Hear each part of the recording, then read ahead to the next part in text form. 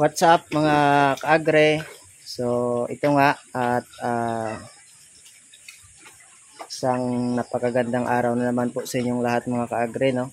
So update ko lang kayo sa aking inahin at sa aking mga biik na ang lalakas na kumain at yung kanilang kinakain na feeds ay pure starter na mga kaagre, no?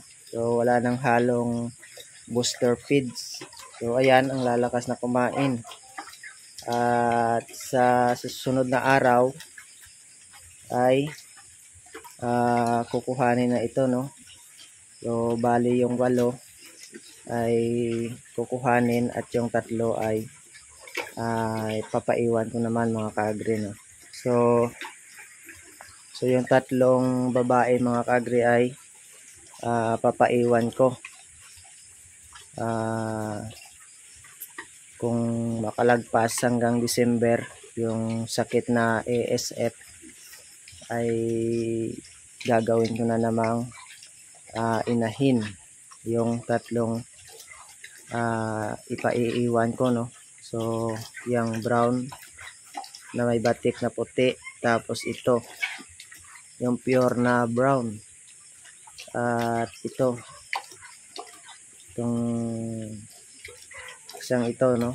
Itong may batik na itim at saka puti. So puro lahat babae yan mga kaagre. Hindi pa naman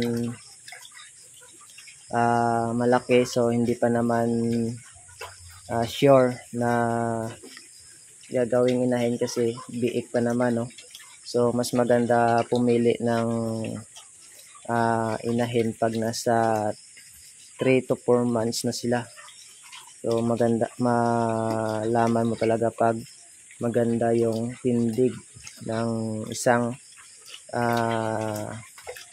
baboy o gagawing inahin pag nasa 3 to 4 months na yung edad nila, no? So ayan, kahit paano o makasurvive sila o makalagpas yung sakit na iisip dito, kasi nga mga kaagre, yung iisip dito ay meron pa rin, no? At saka yung mga baboy dito ay kunti na lang, no? So madalang na lang yung mga may natitirang baboy dito sa amin.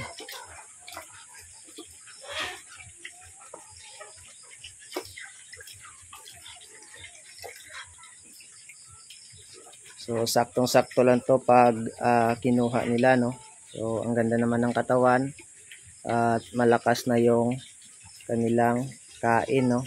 So matatakaw na sila sa pagkain mga kaagre. At update ko lang din dito sa inahin ay nasa 15 days na 15 days na simula nung pagkasta sa kanya, no? So antay-antay lang hanggang sa malapit na yung 21 days at malalaman kung mabubuntis ba talaga mga kaagre itong inahin, no? So ito muna mga kaagre, update ko lang kayo dito sa aking babuyan, no? So isa na lang yung natitirang inahin at saka barako, no? Isa na lang yung barako. So okay lang yan mga kaagre. Ang importante ay may natira pa, no? So kaya pang paramihin to mga kaagre. Yun nga lang at matagal-tagal na naman na proseso bago dumami, no? So ito nga, at mag-iiwan ako ng kanyang mga biik, no? So 3. So kung maganda yung 3 na maiwan ko, o tuloy-tuloy yung kanilang paglaki na maganda, yung kanilang performance, at kung pwedeng magawa lahat na inahin ay gagawin na naman na inahin, no? So ganyan talaga mga kaagre, kasi may pagsubok na dumaan, no? Hindi maiwasan. So buti nga dito ay nagdodoble ingat ako mga kaagre, kaya hindi ako natamaan ng ESF dito. So yung iba ay halos ubos lahat yung kanilang mga baboy, no. Wala sila talagang mapagkukunan ng pagsimulan, no, ng kanilang baboy, no.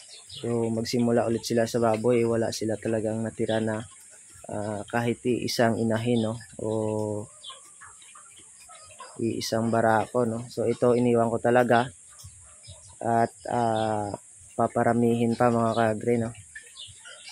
So hanggang dito na lang muna mga kaagre, update ko lang kayo. So malakas na sila kumain at sa susunod na araw ay kukuhanin na sila, no. At nakapunta na sa bahay yung kukuha sa kanila, no, yung mga biik na to. 8. So balak na siya na ubusin yung 11, kaso sabi ko 8 na lang at maiwan ko yung 3 kasi subukan ko na kung maganda yung gagawin inahin mga kaagre, no? So hanggang sa muli mga kaagre, maraming salamat at God bless po sa inyong lahat. Happy farming po.